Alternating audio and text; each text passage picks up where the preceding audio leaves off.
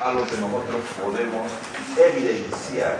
Entonces el edema, como se puede ver acá, es la acumulación anormal de líquidos, de agua y también obviamente electrolitos en el espacio intersticial o en el extravascular. O sea, vale decir que cuando yo veo en un paciente edema, indica de que hay líquidos en este paciente en el espacio intersticial o extravascular. Entonces yo puedo hacer lo que se llama el signo de la fobia, que también se llama Godet o signo de la huella. Entonces yo puedo con el dedo, generalmente el dedo pulgar, en la parte antero interna, en la región, en la parte de la tibia, que puedo concluir, ¿no? Entonces yo tengo que ver generalmente por gravedad, si el paciente está recostado en el cúbito, puede ser que existe en la parte sacra, pero por gravedad están de ahí para abajo. O sea, los edemas empiezan generalmente en la parte de los pies y va ascendiendo, ¿no? Indica obviamente varias patologías, pero para eso tengo que tomar en cuenta, por ejemplo, si es que existe volamiento de los pliegues, tumefacción, brillo, grado, ya dijimos que el signo se llama godetofobia, y si está completamente edematizado, yo hablo de anasarca. Imagínense que es completamente edematizado. Hablamos de que es anasarca o hidropesía. Entonces, esos pacientes normalmente, cuando tenemos nosotros edema, yo tengo que pensar que este paciente o es un paciente probablemente cardiópata, un paciente hepatópata, un paciente nefrológico, es decir, que puede ser una insuficiencia renal, un síndrome nefrótico. Yo tengo que buscar eso. Yo veo edema, ¿qué voy a pensar? Este no será cardíaco, este paciente no será un paciente renal, no será un paciente hepatópata, no será un paciente que tiene un problema de desnutrición. Ya tengo que imaginarme que algo tiene este paciente. Tengo que pensar en muchas patologías. ¿Se entiende? O sea, este signo me da a entender de que existe ¿qué? Algo patológico que hace que el paciente esté acumulando líquido. ¿Se entiende? O sea, tendrá que ver algo. ¿Dónde lo hago? Generalmente en los miembros inferiores, en la parte de la tibia, en la parte anterior o en la parte ósea. Tengo que ver si hay o no hay. ¿Entendido? Ya sé que tengo un elemento para tomar en cuenta. O es un edema bilateral o es un edema unilateral. ¿Será lo mismo que sean los dos pies o que sean un solo pie? ¿Será lo mismo? No. ¿Qué van a pensar cuando tengan los dos pies? Todo lo hemos comentado.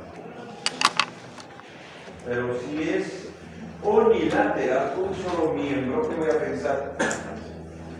De que la lesión es solamente en ese miembro, de que es un proceso probablemente obstructivo de ese miembro. O sea, hay una obstrucción, seguramente, ya sea una obstrucción venosa, linfática. O sea, ¿qué es importante diferenciar si hay un problema? Acá no.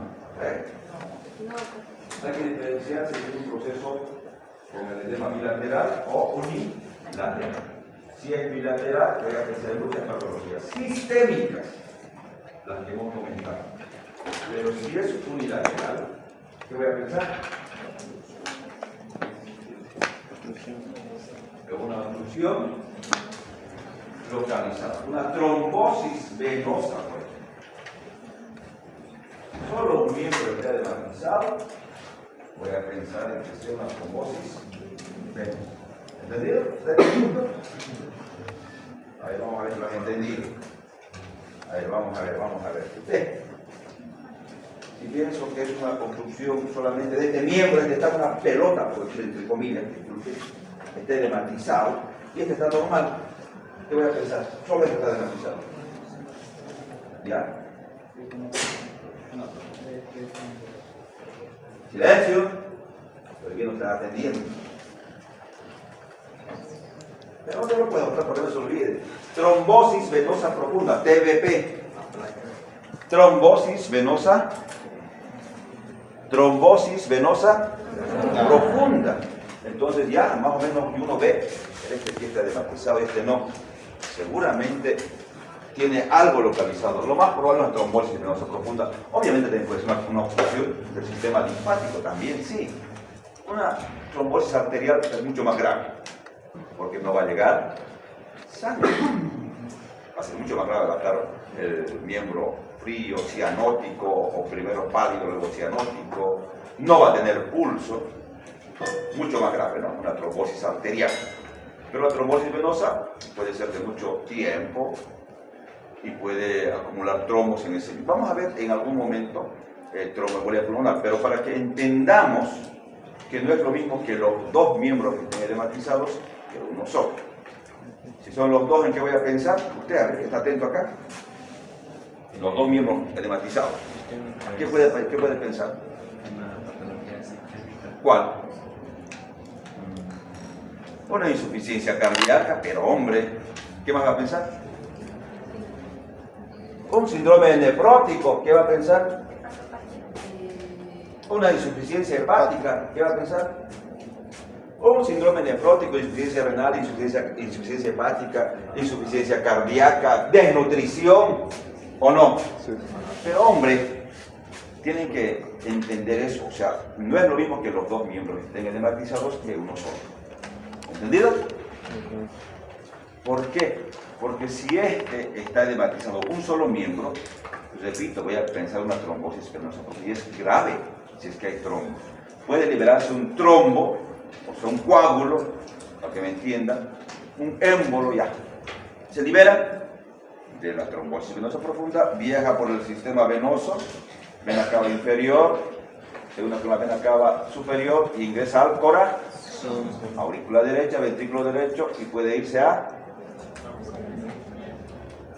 aurícula derecha, ventrículo derecho, y pasa a arteria pulmonar. A la arteria pulmonar, y hace una tromboembolia pulmonar. Si es masivo, el paciente puede orbitar. ¿Sí? Algo grave, ¿no? Sí. Y el paciente puede orbitar. Es causa de muchos juicios, pues uno no se da cuenta. El paciente de repente empezó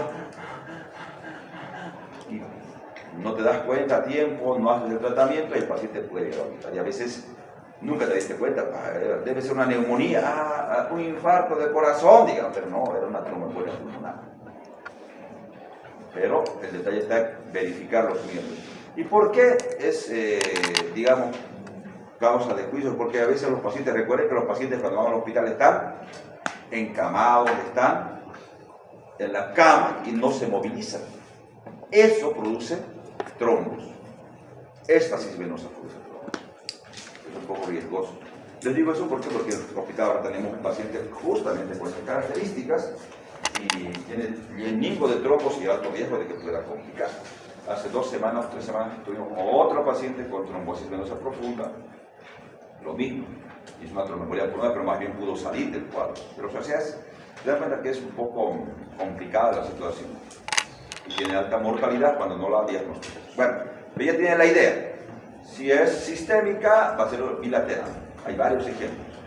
Vamos a ver también el grado de, antes de pasar, recordar que el edema duro, cuando ustedes compriman y es un edema duro, sí, hace Godet, es un paciente probablemente con una patología cardíaca, insuficiencia cardíaca, aumento de la presión hidrostática en la fisiopatología. Pero si es un edema blando, yo puedo comprimir, bueno, no sé, una esponja agarra y se deprime fácilmente, ¿verdad? Entonces, si es así bien blando el edema, voy a pensar que es por disminución de la presión oncótica de las proteínas. Síndrome nefrótico, que el paciente que hace, orina proteinuria. Entonces se bajan las proteínas y hace un edema blando. O una insuficiencia hepática, el hígado no produce proteínas, las proteínas disminuyen y hace edema por disminución de la presión oncótica de las proteínas. Entonces, como ven, todo va cerrando en lo que es medicina, ¿entendido? Porque se da un edema blando o porque se da un edema duro. ¿Listo? Bueno, el prurito es otra causa. ¿Qué será el prurito? ¿Signo o síntoma?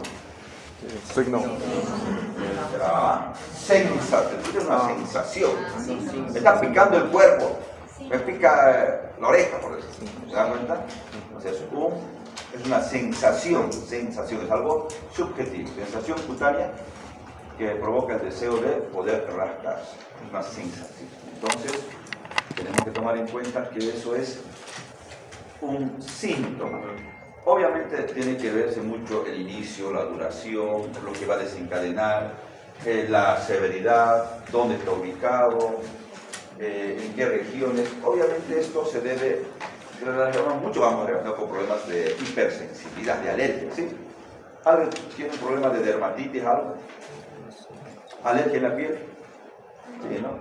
O también urticaria, ronchas, no sé, que son secundarias a procesos de hipersensibilidad. Pero también pueden ser secundarios, por ejemplo, a patologías virales. ¿Qué será esto? ¿Qué parece? Lesiones máculo, manchas, pápulo, ya no son levantadas, vesículo, costrosis. Máculo, pápulo, vesículo, costrosis. O sea, aquí hay manchas, hay pápulas, hay vesículas y hay lesiones de acostrosis. Se llaman estas lesiones en cielo estrellado. Porque tú cuando ves en el cielo estrellado va de todo, pequeño, grande, unas están de todo. En la varicela. ¿Y alguien enfermó varicela estos últimos años? ¿Días, semanas, meses? Todavía no. ¿El año pasado alguien dio varicela? ¿A usted? Sí, va a coger. Hace 3 años. ¿Fue grave o fue algo muy leve? Recordar que la varicela, bueno, obviamente no nos vacunan para varicela, bueno, todos pasamos de peladitos, o se pasa de niño, pero puede ser también que uno pase de adolescente. ¿Enfermaron todos varicela? ¿Les comentaron? Sí. Todos enfermaron. Tienen alto riesgo de enfermar cuando estén en el hospital, cuando estén viendo pacientes. Los que no enfermaron, ¿no? Sí, sí. ¿Sí o no? Sí. Pero hombre, ¿sí o no, doctor? Bien. ¿Usted enfermó? Sí. Yo enfermé, me acuerdo muy bien, cuando estaba haciendo 4º año de medicina, tercero o 4º año de medicina. Vimos un paciente, y bueno, pues uno no sabe, ¿no? Inocente, oh, qué hermoso, oh, qué bien, a ver, lo veremos. Y a la semana y media más o menos. Y fue grave, domingo, o sea, más que esto, digamos. O sea, puedes enfermar. Bueno, en principio, miartralgias, fiebre, cefalea, como un resfrío, digamos. Y empiezan con las lesiones maculares, si no te das cuenta, pues, y es sumamente pruriginoso. El problema es que en el cuerpo se llena y en la cara, sobre todo, no respeta nada, el cuero cabelludo, todo se llena. Entonces, pero ya pues ahora difícil que digamos podamos tener, ¿será que hay viruela? ¿Viruela? ¿Hay viruela en alguna parte del mundo? Esta es varicela, ¿sí? ¿Viruela? ¿Hay o no hay? Viruela se ha erradicado del mundo, era sumamente grave, dejaba lesiones tremendas, lesiones pustulosas y dejaba semejantes, digamos, les decían a los pacientes que tenían, no sé, había unos términos que bueno, no vienen a la cabeza, pero eran pacientes que desfiguraban la piel. Por eso es que se vacunó masivamente y ya desapareció. Ya no tenemos ahorita ya viruela, ¿sí? No tenemos viruela. Sí, varicela sí, pero la viruela, pero sí está, la cepa está guardada ¿dónde? En Estados Unidos. ¿Dónde está? ¿Dónde? O sea, está sí, la cepa sí está ahí, para como arma biológica, para poder buscar también, puede ser que sirva para otras enfermedades y demás, ¿no? La investigación, obviamente que sí. Pero recordar que muchas veces, no, tiene viruela loca, ¿has escuchado? Sí. ¿Tiene viruela loca? No, viruela no hay, pero sí, a esta vez le dice viruela loca, pero es un término genérico que no tiene nada que ver, porque viruela no hay en el mundo, se ha erradicado la viruela. ¿Entendido? Muy bien, pero sí varicela. Pero ¿cómo podemos combatirla? ¿Con algún medicamento? Obviamente, si tiene prurito, hay que dar un antipruriginoso. ¿Cuál sería darle un pruriginoso para que no se rasque, porque uno se rasca y ya está, se hace una pústula, una lesión y se sobreinfecta. Obviamente hay que decir que se corten las uñas al paciente y si son bebecitos, con guantecitos, porque ellos también se hace una sobreinfección, pues, ¿no? ¿Qué antipruriginoso? No se coloca nada. Antes me acuerdo muy bien, todavía, ¿sabes? Se decía que los ojos hay que colocarlos con betún negro, ¿verdad? ¿Les dijeron o no?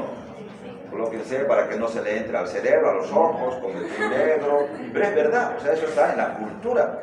O sea, está en la cultura de la gente que sí. Agüita, no sé de qué cosas le daban. Ya, todavía manzanilla, bueno, es un antiinflamatorio sistémico, pero se decían así. Y se da en el cuarto, oscuro, todo cerrado y no sale de ahí. ¿Era así? Sí, ¿no? Algunas costumbres eran así. Pero actualmente no. ¿Qué tenemos que indicar? Un antihistamínico. ¿Cuál? ¿Antihistamínico cuál? Clorfenamida, levocetiricina, cetiricina, loratadina, desloratadina, lo que ustedes quieran. Fenoxaparidina, tanto que hay ahora. ¿Entendido? Valproic. También podemos usar, digamos, en los adultos, sobre todo adolescentes de por ahí, aciclovir podríamos usar. Sí, podríamos usar. Si es que está muy, digamos, qué sé yo, con muchas lesiones, está muy extendida, podría ser. Pero después va a pasar como un resfriado. Y si mejor es que es de peladito, ni lo sienten, algunas cuantas manchitas, máculas, vesículas y desaparecen. ¿Entendido? Entonces, recuerden que esta tiene lesiones en cielo estrellado, de todo. ¿Por qué? Porque unas están empezando, por decir, en máculas, otras ya están en pústula, en costra, otras están en pústula, o sea, de todo hay. Máculas, unas están, otras en pápula, en vesícula, ¿se entiende? Sí. En distintos estadios las lesiones de mácula, vesícula, del cielo estrellado. Estas otras, ¿qué puede ser esta otra? El herpes zóster, obviamente, tiene mucha relación con lo que es con la varicela. El herpes zóster normalmente respeta la línea media, no pasa. La lesión, si es intercostal, por ejemplo, van a ver en el hemicuerpo del lado afectado. No pasa la línea media, o sea, no va, digamos, no va. Llega hasta ahí, respeta la línea media. Las lesiones, en este caso, es máculo, vesículo, musculosa puede ser también, ¿no? Pero lo ideal es que vengan con lo que es máculas, pápulas y vesículas, la característica. Pero no pasa la línea media, para el otro lado, no va a pasar. Ya sea oftálmico, como quieran, no sé, braquial, si quieren, como quieran, o plural. Va generalmente por un trayecto nervioso, generalmente. ¿Entendido? Tratamiento, lo mismo, aciclovir, ¿sí, no? Sí. ¿Así es, aciclovir? Sí. ¿Cuánto? 800 miligramos. La ley de la, que es la regla de los 8, ¿no? 800 cada 8 por 8 días, ¿no? 8. 800 cada 8 por 8 días, sí. Podemos nosotros. Igual pica. Uno quiere darle, quiere meterle a la uña. Ten mucho cuidado porque puede sobreinfectarse. ¿Qué podemos dar? Igual. ¿Qué vamos a dar? Aciclovir. ¿Alguien enfermó de herpes zóster? ¿Ve? ¿Dónde le dio? En todo mi lado izquierdo. Pero hombre, hombro, Sí, hombro. bronquial. Sí. ¿Alguien más? A mí igual me dio en el internado. Cuando entré en el internado, No, le pasa. pero de verdad, o sea, cuando uno está, o sea, por el médico, el médico no ve a personas sanas, ¿qué ve? Personas enfermas. Es también por estrés. Claro, obviamente que sí, tiene mucha razón. El herpes tiene mucho que ver con la inmunidad. Tiene mucho que ver con la inmunidad, el herpes zóster. Hasta reír dolía. El herpes, pero ¿qué creen que al internado uno le pase, doctorcito, qué bienvenido al internado, padre? ¿Es un estrés o no? Es un cambio porque usted estaba feliz en la universidad, tranquilo de la vida, despertaba, qué sé yo, a las 7 de sus clases, 1 hora, y si quería venía, si quería no venía, ya está. Si quería se despertaba el día ese, si quería, bueno. Pero en el hospital es pues todos los días, 7 de la mañana hasta las 5, se está de turno 24 horas. No hay sábado, no hay domingo, se está de turno, no hay feriado, año nuevo, navidad, carnaval, no hay. Vida Se militar. está de turno todos los días. Y encima el jefe que está lo va a retar. Ya, o sea, no estrés o no. Vida militar. Entonces uno no lo deprime, ¿se dan cuenta? O sea, pero eso no es malo. Con el tiempo uno pues tiene que tener una disciplina, porque es una disciplina también. Tiene que ser disciplinado o no. Claro, porque entonces nos acostumbran a que tengamos que estar en un horario todos los días. Por ejemplo, en el hospital sí o sí vas en un horario, digamos, de 7 a 1 de la tarde o de 7 a 10 de la mañana, dependiendo del horario que tengas. Todos los días, nunca en tu vida falta, digamos. Ahora, si haces turnos, digamos, turnos todos los sábados y si escogiste, digamos, sábados y miércoles, por decir, toda tu vida va a ser ese turno, si es que, digamos, tienes ese turno, por decirlo así, sea Navidad, Año Nuevo, lo que tú quieras, pues, ¿no? ¿Se entiende? O sea, es una disciplina que tenemos que nosotros acostumbrarnos a eso, ¿no? ¿Alguien quería darle? No, ya.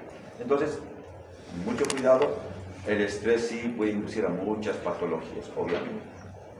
¿A alguien se le ha caído el cabello por estrés? Y uno que está peinando y que se le salen mechones, ¿no? Ay, ¿qué pasó? No se va quedando llamada, ¿qué llama eso? Alopecia areata. La alopecia areata puede darnos por el estrés también. Sí, son cosas que uno tiene que tomar en cuenta. Bueno, ya hemos visto que nosotros tenemos mucha tendencia a los médicos a tener riesgo de infección de muchas patologías. ¿Quiénes no han fallecido con COVID? Atendiendo pacientes con COVID, por ejemplo, en la pandemia. Muchos médicos ya han fallecido bastante. Ahora, casos más graves,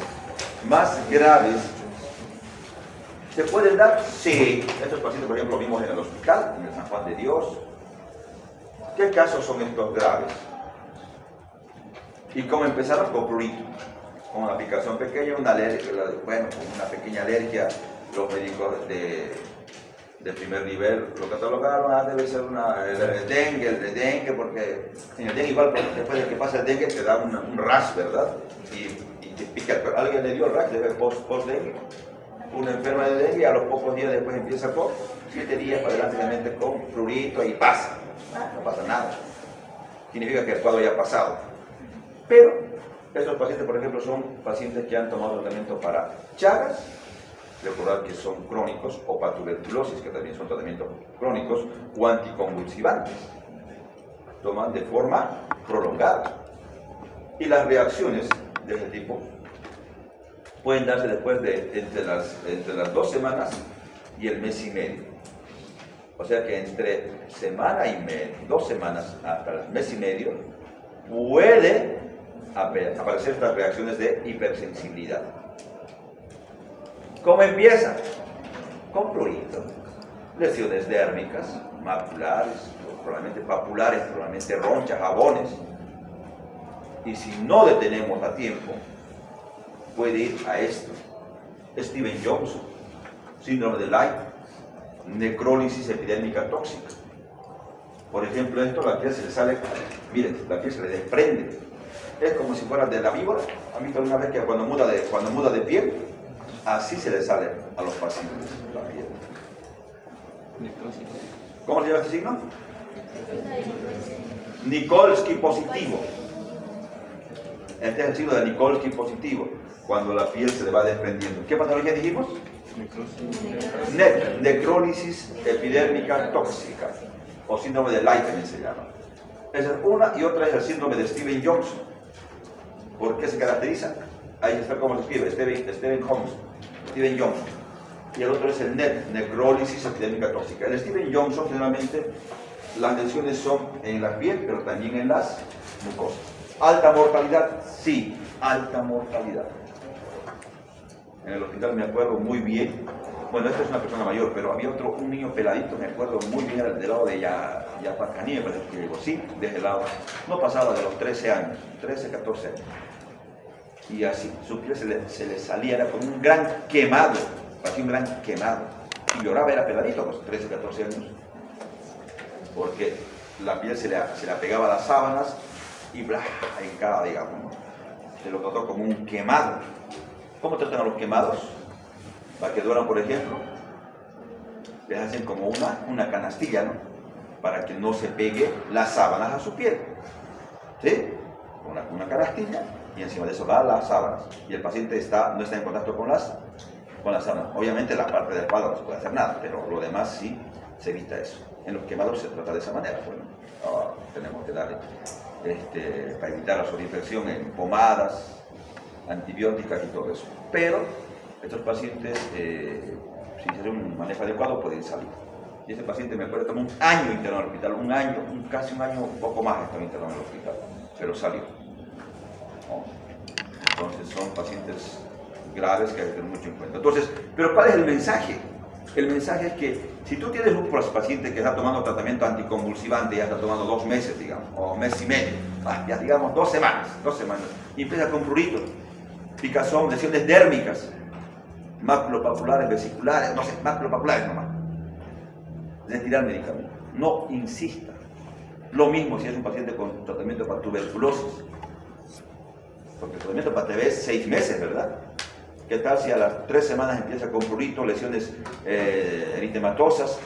¿Qué van a hacer? Retiren el medicamento, que ya no esté en contacto, porque si tú sigues insistiendo, puede pasar todo esto. ¿Entendido? Entonces hay que tener mucho en cuenta eso. Porque los pacientes, ¿por qué han seguido así? Porque el médico no se dio cuenta seguramente, o el paciente no le comentó al médico. Y seguía tomando la medicación, empezó con prurito, lesiones dérmicas, y seguía tomando, y seguía tomando. Muchos de estos han tomado 3, 4, 5 días a pesar de las lesiones que iniciaron. ¿Entendido? Muy bien, espero que esto nunca más se pueda dar, pero sí se ha dado. Doctor, 8. una consulta. Adelante. Algunos de mis compañeros que están afuera llegaron tarde, no sé si les puedo abrir la puerta. Pero hombre, No les fueron a tomar agua ahí. bueno, ¿qué pasa?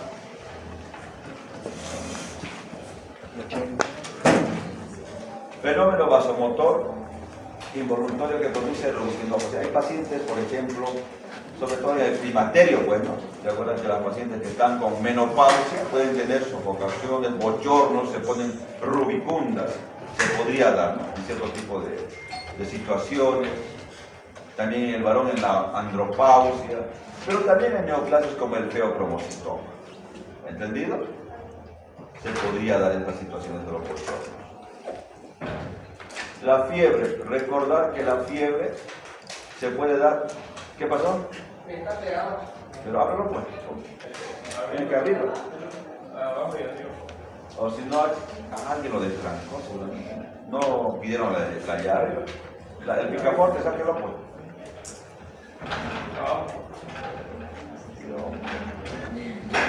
La fiebre normalmente se da cuando es mayor a 38 grados. O sea, la fiebre indica, obviamente, un proceso infeccioso probablemente. En nuestro medio vamos a pensar una infección. Cualquiera sea, pensamos en ello. ¿Y cuándo es fiebre? Cuando es mayor a 38 grados. Mayor a 38 grados, yo digo que es fiebre. Obviamente existen varias formas de medir. Lo más clásico es con el termómetro de mercurio, aunque ahora ya no podemos, bueno, en realidad ya no se está fabricando como antes, es sumamente económico. El problema es que contamina el mercurio. Estos son de mercurio, por ejemplo. Entonces, obviamente uno tiene que saber tomar. Aquí hay un sistema para ver la parte capilar, está numerada para ver cuántos grados tiene el paciente. ¿Alguien ha tomado termómetro con mercurio? Muy bien. Sí, hay que llevar a la práctica para poder entenderlo, porque a veces uno tiene que saber, hay que buscar el capilar, hay que ver cuántos grados está. Entonces sería bueno que lleven a la práctica también un termómetro de mercurio por grupo para que aprendan, digamos. Porque ahora todo es digital, o con láser A37, o con los digitales, todos son digitales ya, generalmente. Pero también existen estos que son de mercurio, que sería bueno que lleven para que podamos enseñarles a que puedan ver. Porque imagínense que vayan al internado y la enfermera, ¿cuánto tiene? Y ustedes no puedan leer.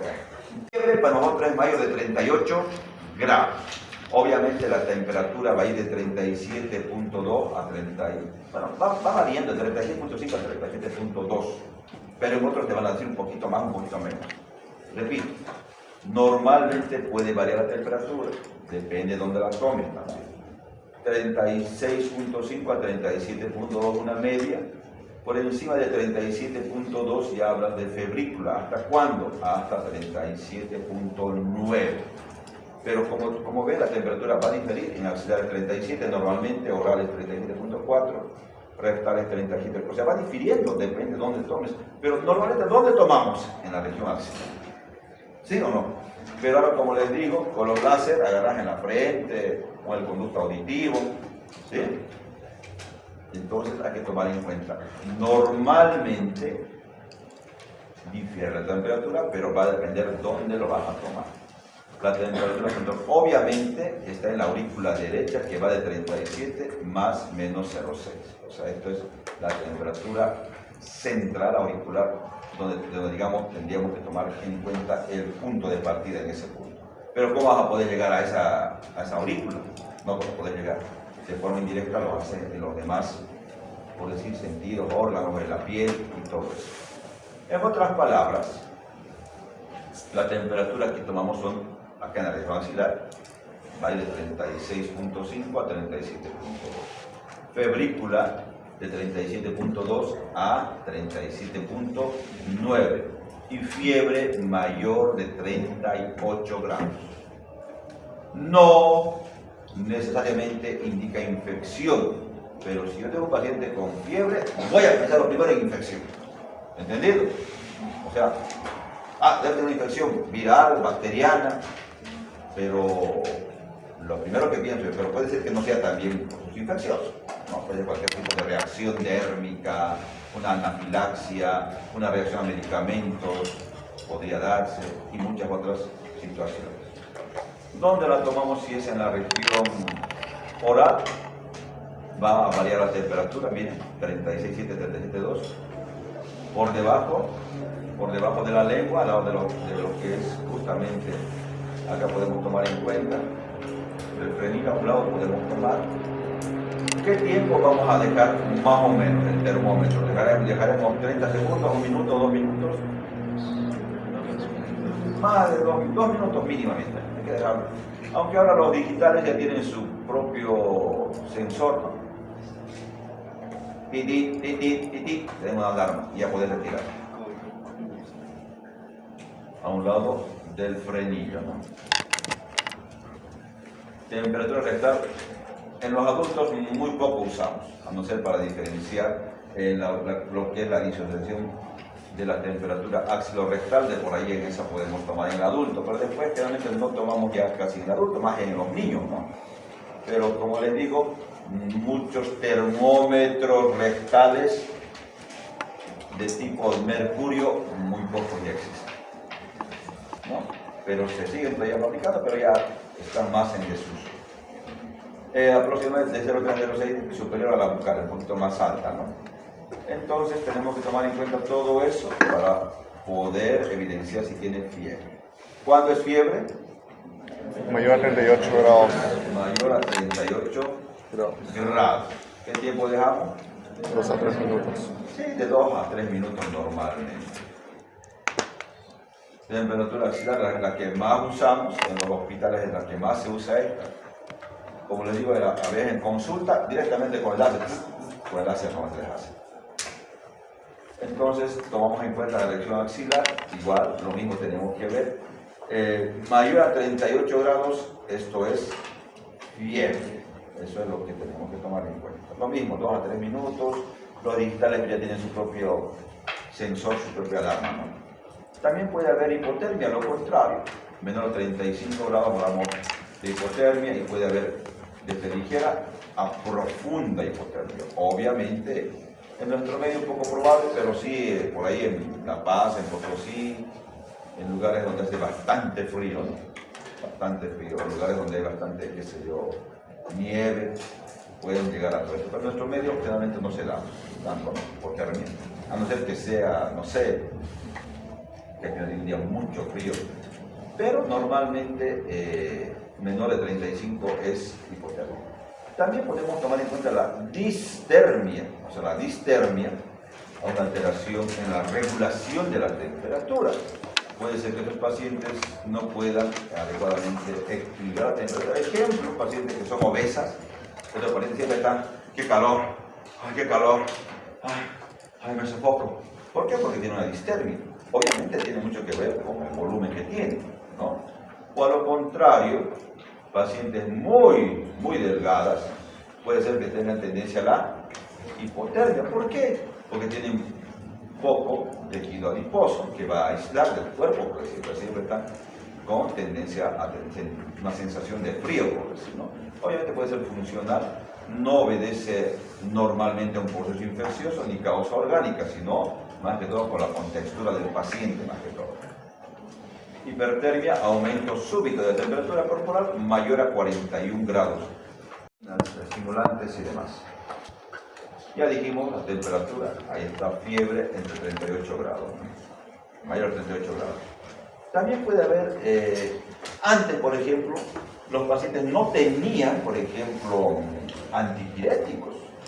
A veces todo era, no sé si han visto, a ver en qué película, pues, a ver, antiguos de esas que todavía se dan, ¿cuáles son? A ver, de la familia Ingalls, ¿han visto? Sí. ¿Cómo trataban a la fiebre? Con hielo, ¿no? Lo metían al hielo. ¿Sí o no? Sí. ¿Qué otra? Doctora Quinn, ¿ha visto?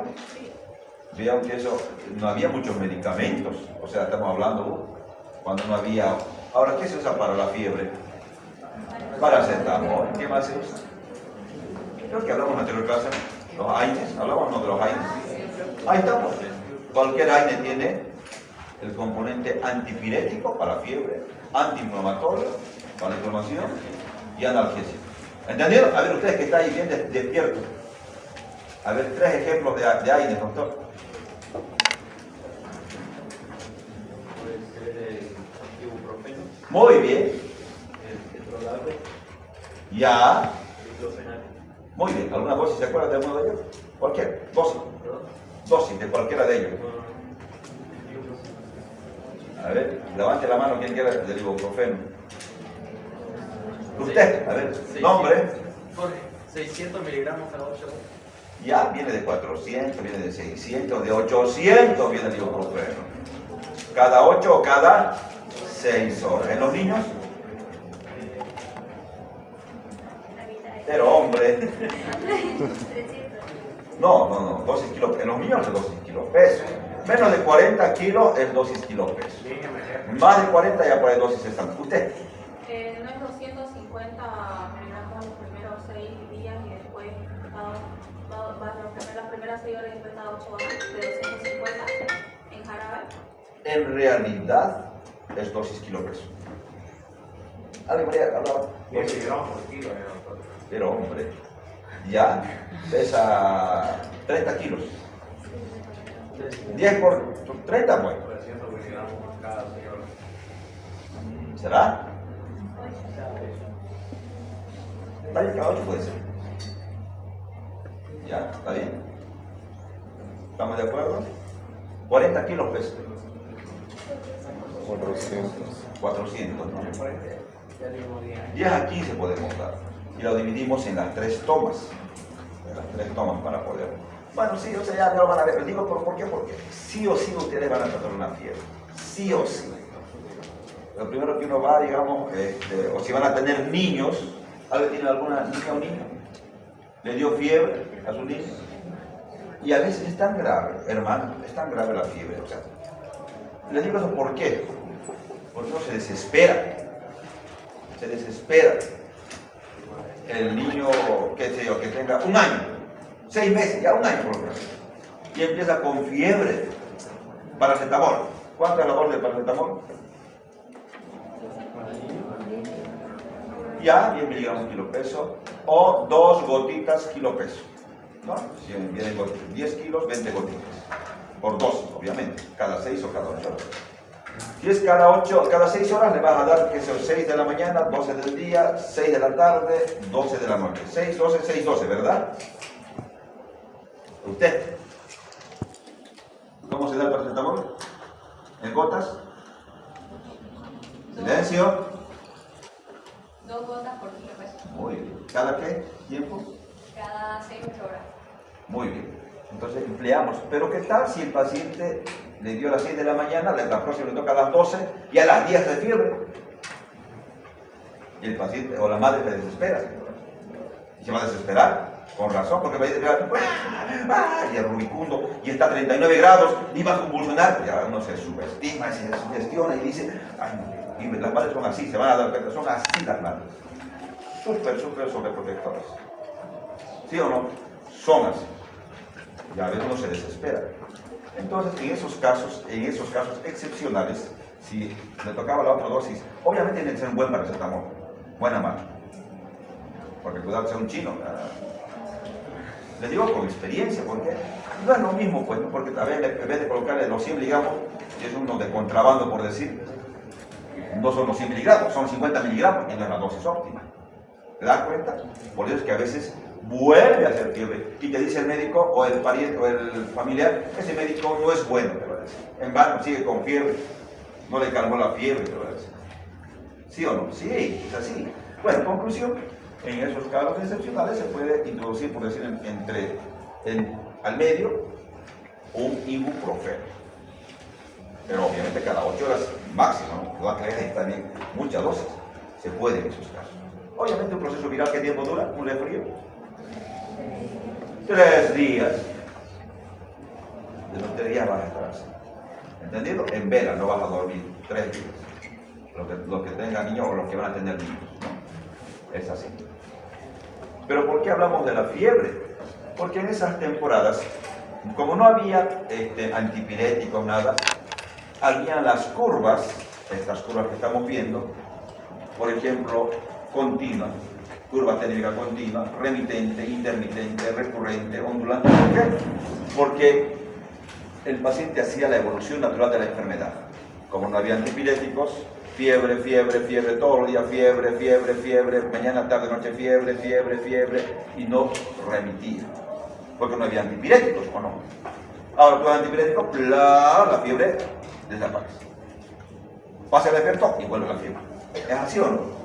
Ahora veamos estas curvas. Por la fiebre continua, cuando las oscilaciones diarias no sobrepasan 1 grado sin llegar a la normalidad. O sea, no llega a ser normal, pero no sobrepasa la fiebre más de 1 grado centígrado. O sea que sí o sí está, por decir, siempre con fiebre.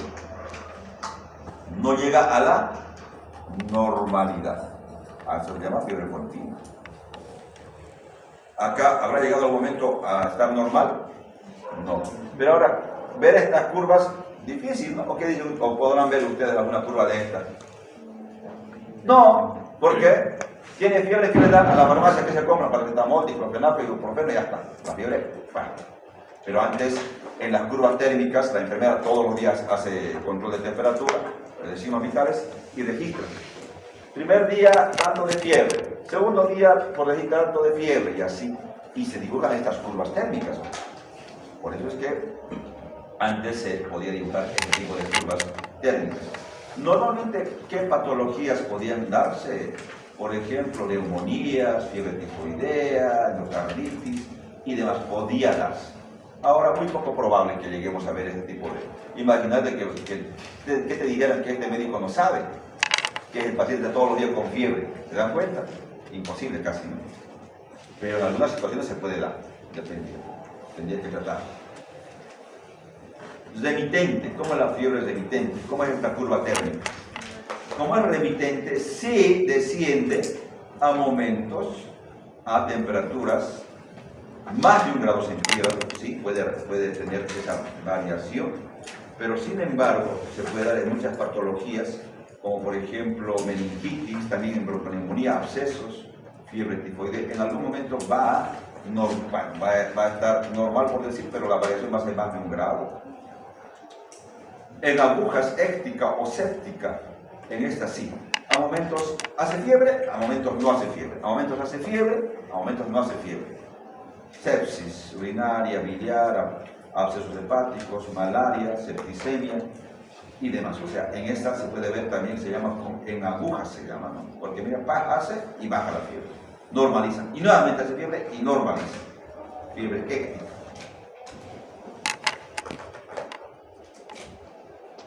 ¿Han visto que quién da la terciana? ¿Alguna vez han escuchado de terciana? ¿Qué patología da? Malaria. La malaria. La malaria. ¿Cuál es nuestro medio que tenemos de malaria? Ah, ya. Recordar que tenemos que tomar en cuenta que la malaria, va a depender mucho que si es en bando es diferente, ¿no? Las cepas. De todas maneras, ¿cómo es la fiebre? 2, 3 días puede ser que tenga fiebre o no tenga fiebre y viene la fiebre. 2 o 3 días dependiendo que sea terciana o cuartana, dependiendo, ¿no? Puede tener periodos de aferia y después ¡pum!, hace fiebre al tercer día o al segundo, dependiendo. ¿Va? No hace fiebre y ¡pam!, nuevamente fiebre.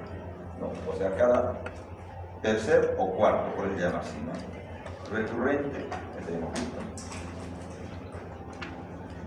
Endromedario o fiebre también se llama, puede ser recurrente. Igual, varias patologías que pueden darse, ¿no? Linfoma, fiebre, meningitis, ondulante, enfermedad de Hodgkin, endocarditis, brucelosis.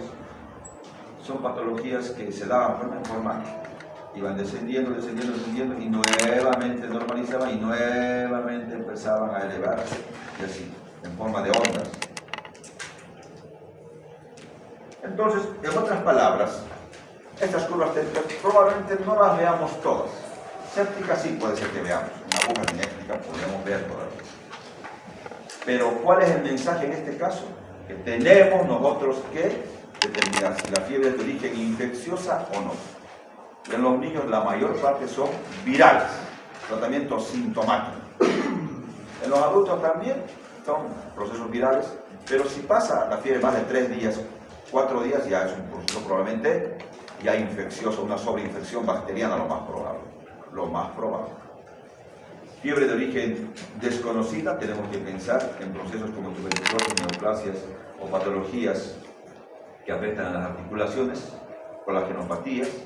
O sea que, a pesar de que tú, digamos, no sé, 5, 6 días, 7 días, sigue con fiebre, no mejora, le diste antibióticos y no mejora, pensá en neoplasia, patologías del colágeno, o sea, artritis reumatoidea, puede ser también lupus, tuberculosis.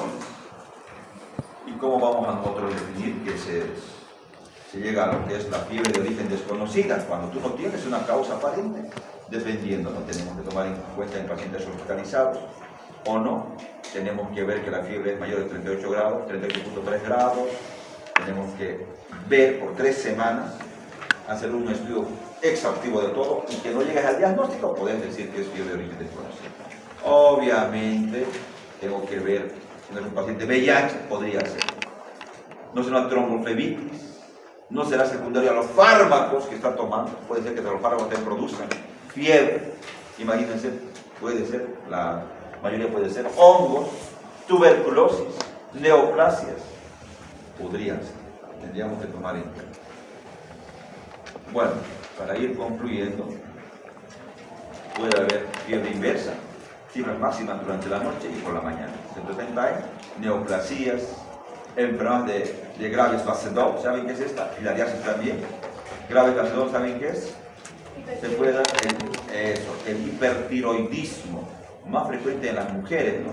Esto se llama exoftalmo, lo que están viendo acá, como ojos saltones. En el hipertiroidismo se puede ver esta, ¿no? La enfermedad de Graves Basedov, que generalmente es una patología autoinmune, más en las damas se da, ¿no? Una patología de hipertiroidismo, el paciente tiene temblor, taquicardia, hipertensión, la piel siempre está fina, húmeda, además de eso tiene tendencia a las diarreas constantes con textura delgada, ¿no? En lo que es el hipertiroidismo. Y también puede ser fiebre, no se la considera patológica, obviamente, ¿no? Bueno, vamos a ver si han entendido, pero hombre, ¿tenemos tiempo o no tenemos tiempo? Creo que no tenemos tiempo. Vamos a llamar lista antes de que se nos haga tarde.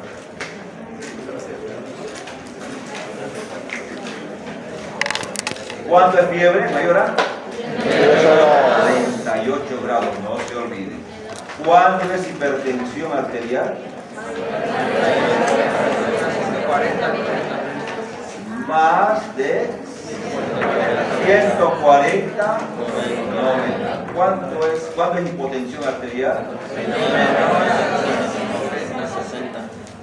Menor a 90, 60.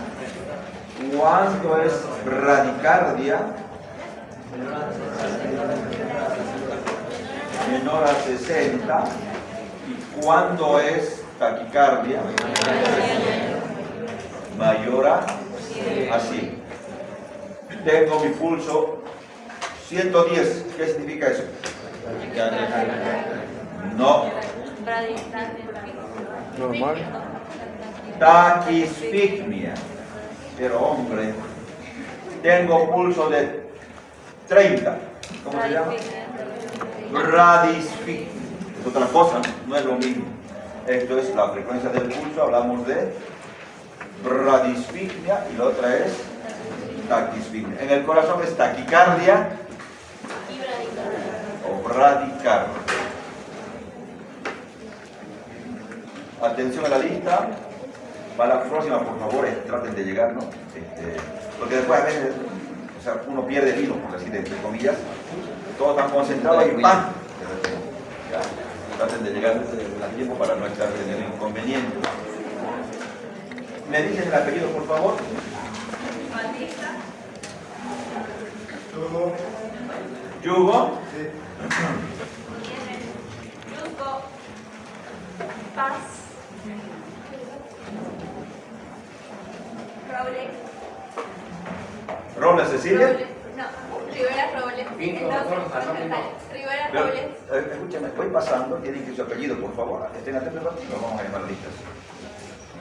Rivera Robles. Sosa presente. Rojas. Sosa. Rojas Vargas Torres presente. Rojas Vargas. Pero ya pasó hace rato, María José. Vera. Empiecen primero por arriba. Va a empezar. Primero va a empezar por un Toja seguramente, después Vaca, después Vera. Vaca Mancilla. Vera Piñones. Hombre, ¿dónde está un Toja? Mira, Zapata. Vera Piñones. Apacia. Chambi. Conde. Corrales. Espinosa. Choqueres. Flores. pero hombre, ¿dónde está Ferrufino? ¿Se durmió? Se durmió. Lazarte. Lazarte. Espere su turno, a ver, espere un día. Va a empezar por Quintas y luego Quispe seguramente. Quintas y Quispe. Solís. Tejerina. Vargas. Villarruel. Arancibia. Ayala. Montes. Domínguez. Mamani. ¿Juanca está? Maturano. Melgar. Miranda. Moncoso. Núñez. Quirós. Siles. Faria. Toledo. Taca. Valverde. Vargas. Caballero. Ballester. Caquegua.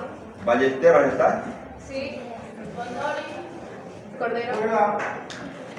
Cueto. Musicanqui. Mamani. Moinedo. Montenegro. Navia. Roca. Solís. Mateo está, ¿no? Ramírez Tomás. Mateo. Vargas. Arevalo. Ceballos. Ayala. Escopé. Bravo. Callao. Condori. Cosío. Cuellar. Cutipa. Flores. Espinosa. Mena. Mercado. Quique. Miracochea. Centrano. Tupa. Zambrano. Yo creo. Frito. Bueno, pueden retirarse. Gracias, doctor.